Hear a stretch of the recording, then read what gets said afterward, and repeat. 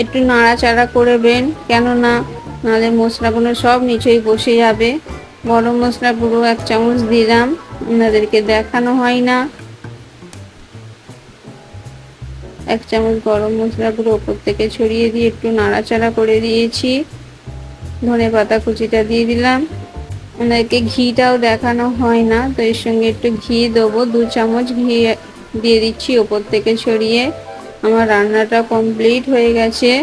আমি ঘিটা ছড়িয়ে আমি ওভেনটা অফ করে দেবো চাপা দিয়ে। ওপরে কত সুন্দর কালারটা এসেছে দেখতেই পাচ্ছেন বন্ধুরা, তেল ওপরে ভাসছে। রান্নাটা কমপ্লিট হয়ে গেছে। একটা প্লেটে তুলে নিয়েছি। রেসিপিটা কেমন লাগলো অবশ্যই কমেন্ট করে জানাবেন। গ্রেভিটা কত দারুণ হয়েছে।